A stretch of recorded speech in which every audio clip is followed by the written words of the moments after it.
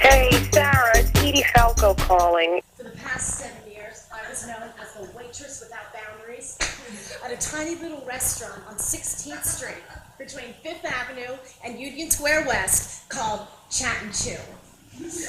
Chat and Chew wasn't just my waitressing job. No, it was my raison d'etre, okay? Why? Maybe it's because I was adopted at birth by 2 Mennonites and raised in the Amish country, and then found by my biological mother, who was Greek, that when I finally flew the coop and moved to New York City, I felt I needed to find a home, a place of refuge, someplace I felt I needed to belong. I know in my heart that that is why I became star waitress. Sarah, can you handle Station 3? Can I handle Station 3? I've just signed an exclusive contract to handle Station 3. And every brunch for the next 7 years. No autographs, please. Only for children. Oh, all right. Stay happy. Love, Sarah the waitress.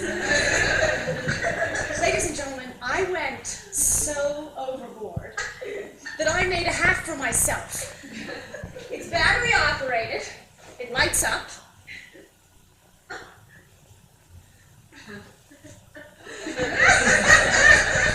I made this hat. I made it. Oh my God, it was just absolutely unbelievable the things that I did. I mean, I spent hundreds of dollars on candy and presents for my customers. Once a week I would go to the hospital to give presents and candy to my elderly clientele. God help you if I thought you were lonely. I'd stock your house. I'd decorate your front door and leave fresh flowers outside of your apartment. I know that I was supposed to be spending the money on acting classes and saving my energy to audition, but who had the time? Sarah, would you like to rehearse that Lanford Wilson scene tonight? Gee, I'd love to, Mary, but I can't. Tonight I'm videotaping one of my customers giving birth. You think I'm kidding? That actually happened. In fact, in the birthing room, the nurse came over to me and she said, "Are you her sister?" And I said, "No, her waitress." This was my place. I mean, waiters would be snorting cocaine, stealing money, and fucking each other in the bathrooms. I would be redesigning the front window, or painting a wall, feng shuiing the placement of the soda fountain, or organizing a baby shower for one of the busboys. You know, it wasn't unusual to follow people home, you know, literally chasing them down the sidewalks of New York City if they weren't satisfied with their dining experience. For God's sakes, I would scream, "Don't leave here without a smile on your face!" I wanted to welcome every person. I wanted to help every person. I wanted to serve every person because Chat and Chew was my special house of refuge for the hungry. I mean, of course, in retrospect, I realize now that these people were hungry for macaroni and cheese, hungry for a meatloaf, hungry for a fried chicken, hungry for a pork chop. I was hungry for connection. I displaced all of my dreams onto my customers. Until one day, which was 7 years in, I was down in the dark, dank, smelly, rancid basement of my beloved Chat and Chew, marrying my 150,000th catch-up. Ladies and gentlemen, I saw a rat, okay? A hairy, huge, disgusting, stinky, my God, it was horrible. I saw a rat, and that is when it all came crashing down. How did I end up here? I mean, I was supposed to be an actress. And I found myself screaming and crying and walking through the streets of Chelsea screaming, "God, why? Mother, you are in Pennsylvania sleeping. If you only knew your daughter was walking in New York City streets without a life." And just then, ladies and gentlemen, I see this building was a particularly beautiful and opulent building, and I thought to myself, why don't I live here? Why isn't this my life? So I stopped dead in my tracks and I think to myself, I wonder who lives here. So I go over to the building. Have you ever done that? And I start reading the names on the sides. Ooh. Katz, DeLonga, Lieberman, Schwartz, Falco. Falco, Edie. Falco, oh my God. Oh my God, it's Edie Falco's building. Edie Falco's building. And I think to myself, oh my God, I love Edie Falco. And she is my all-time favorite New York City actress. In fact, she's my all-time favorite actress. And I don't know if you know about Edie Falco's backstory. Edie Falco was a waitress and a bartender for 10 years before she ever got her HBO deal. Gives me hope. So I start hyperventilating. I mean, my tears start streaming down my face, and I'm like, oh my God, Edie Falco's building! Edie Falco's building! And I'm like, this is a sign. And she is the connection.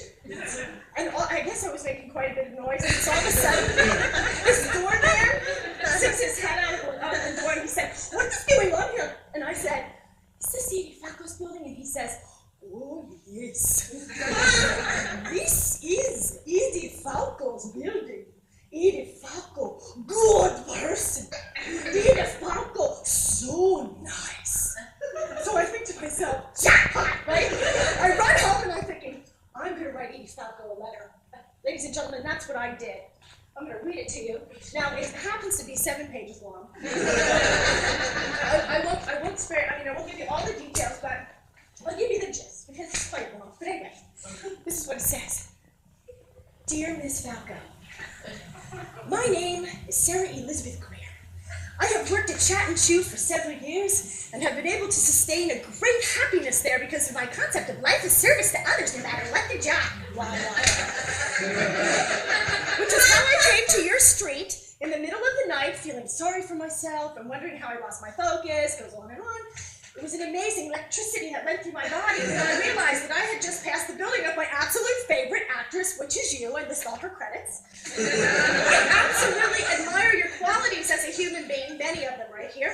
I admire your moment-to-moment work, truthful, genius, every adjective in my thesaurus. Your past is so multi-layered and revolutionary. I'm sending with this letter some doggy treats. A friend of mine saw you in the village walking a golden retriever. I know she loves her dog. All my best, Sarah Elizabeth Greer. Now, I don't leave my address and my telephone number in this letter because, I don't want Edie Falco to think I want her to call me and thank me or anything, right? But I was convinced that Edie Falco would come to Chat and Chew and surprise me, right? I was convinced. So for weeks, for 3 weeks straight, I was like, is Edie Falco here? Did Edie Falco call? Did Edie Falco leave a letter? I'm expecting Edie Falco calmly bring her back to my station. She never came. She never came. I know you don't believe this, but I could not believe it. I couldn't believe it. Edie Falco, my Edie Falco, did not come to Chat and Chew and surprise me. And then I got this kind of complex, like, oh, maybe Edie Falco thinks my letter's weird. She thinks my letter's strange. And then I went through this whole anger stage where I got really angry and I said, that fucking bitch, Edie Falco, I hate her. I can't stand her. She doesn't deserve my love. Right? And then one day I was working and I thought to myself, this is the last straw, okay? This is a sign. Ladies and gentlemen, I quit my job, just like that. And I decide that day that I am going to pass by Edie Falco's house and tell her the news. There you go, give her a little something, you know what I'm saying? So I go to the building, right? And there's a doorman there, but this time it's a different doorman. And I went up to the building and I was really fine and I said, hello, I'd like to see Edie Falco, please. He said, who? I said, come on, sir, let's not play games here. Edie Falco. He was like, who? I said, Edie Falco in Penthouse 8. He says, oh, you mean Edie? Edie Falco. Oh, he is a cousin of the super. Great guy.